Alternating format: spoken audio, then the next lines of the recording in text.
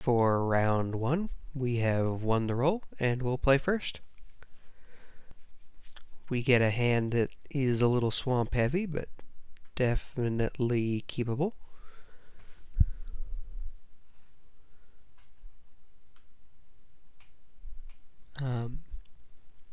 Need to hit a second green at some point, but I'm confident that will happen.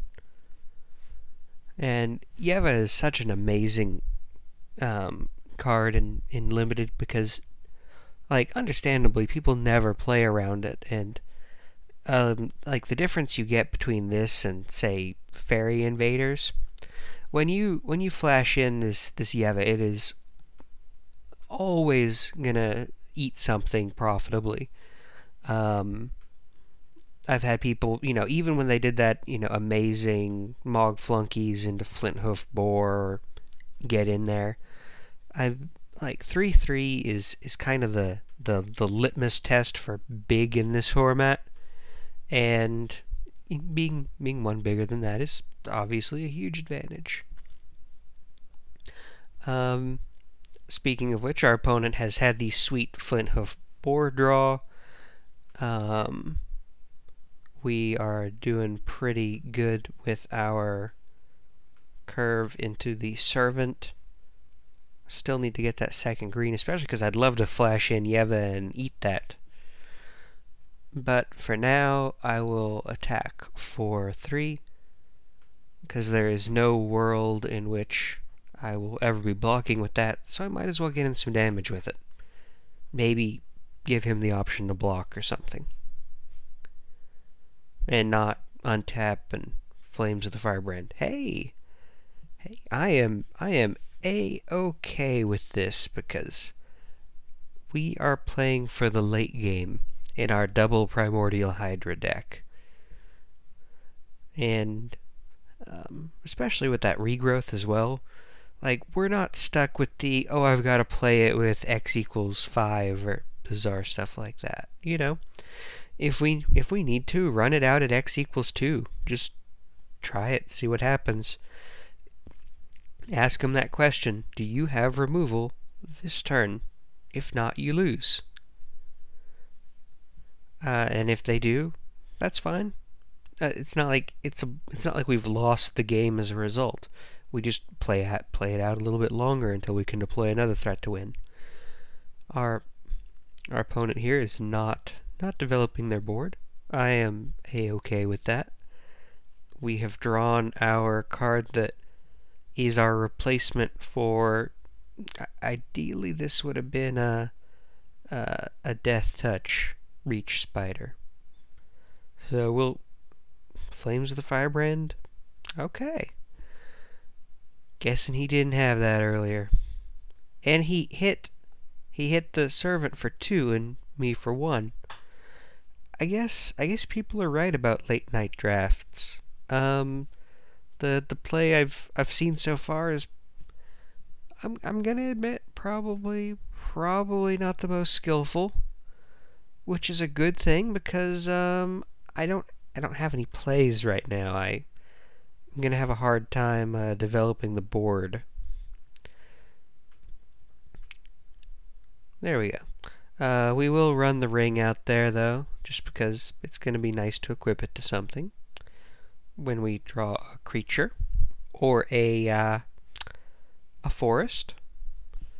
So the only dead draw in our deck right now is the 2 Hydras. I guess their regrowth would be bad, and swamps are bad. Thankfully, our opponent is also not doing anything. We're going to choose to always yield to that.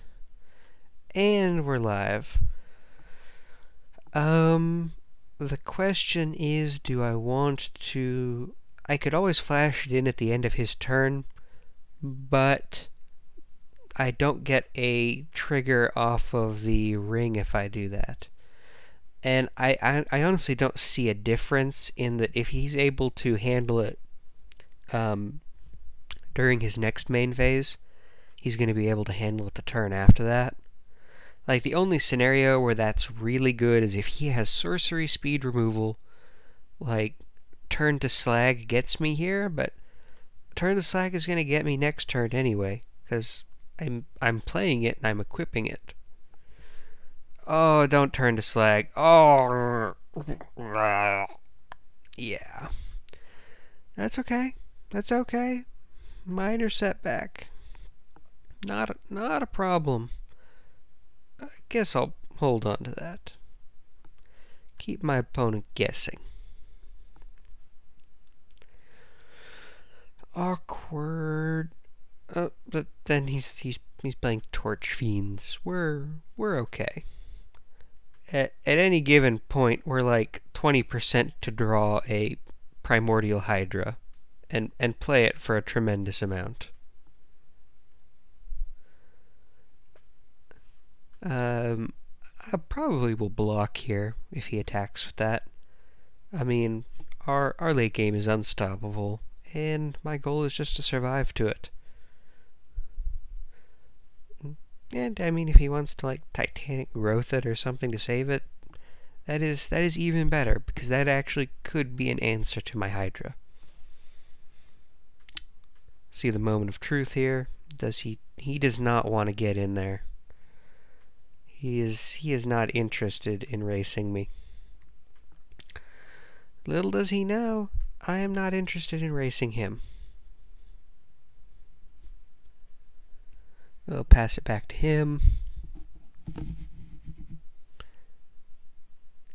And he runs out some goblin tokens, which again makes me very glad that I did not attack. Because now he, and we're at such a high life total that, even if he swings with all of these, I have the luxury of just being able to sit back and eat goblin tokens.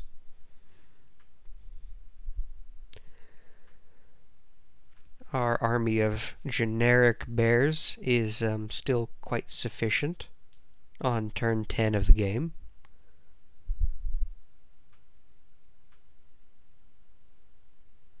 Oh, no, keep that closed. And I suddenly become very glad that I'm running a main deck plummet. Now, my question right now is, am I punished at all by waiting to plummet it? And given that he's in red-green, I believe the answer to that is no. So, hey! It's our friend! So I guess I was pseudo-punished by, I'm obviously going to cast this guy for the maximum possible amount. But it's a pretty weak form of punishment. Like, we're at 19. He's not going to be killing us with that Furnace Whelp. And I think that was worth it for the flexibility of just keeping my options open. And, maybe he gets greedy and tries to, double volcanic strength it or something. So we will threaten to attack for 12 trampling damage next turn. Let's see how he feels about that. If I had to guess, he's probably not going to feel too good about it. Oh, and think about how much our opponent's going to rage. Like, if he somehow gets rid of this. Like, if he double Searing Spears it, and I'm just going to untap, and a couple turns later, I'm going to play another one.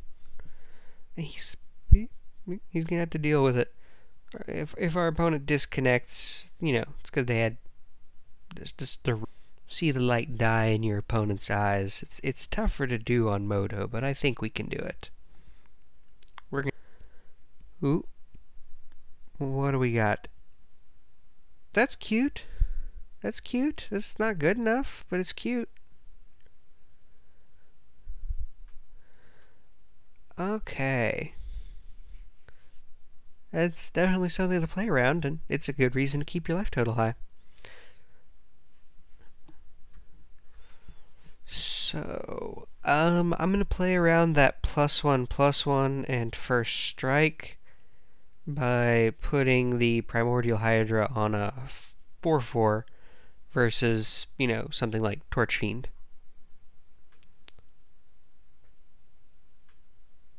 Primordial Hydra blocks there. It's a little awkward that I'm going to lose my team if I have two options here. I can double block the goblin and take, I assume, 11, go to 8. Yeah, that's fine. I kill his team on the untap, because I will plummet and prey upon, and he will have no creatures anymore.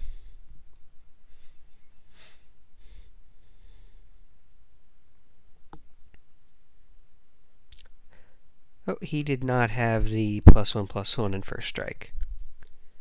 I was gonna feel so so redeemed if I had been playing around that and he had it. We go to 8. Not a problem. Like, even if he has Volcanic Geyser, we're fine here. By virtue of killing every creature. Oh, and okay, we're doing pretty good. We're gonna have our Primordial Hydra fight a Torch Fiend in a very unfair battle. We will plummet a Furnace Whelp and still have removal in our hands.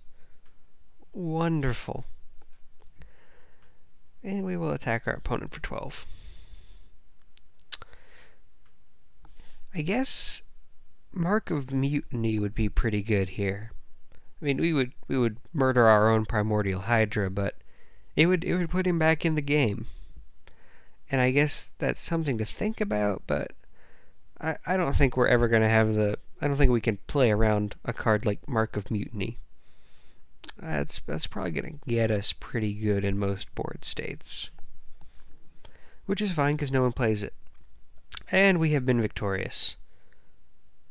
Oh, and we were about ready to... Oh, well, we didn't have another one in our yard, but we could have regrowthed it if it died.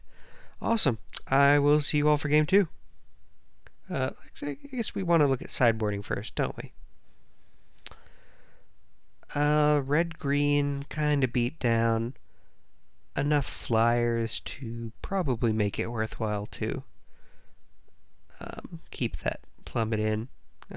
Already at 2:30 on that clock. Do we actually do any sideboarding? Survey says no. Sweet. See you game 2.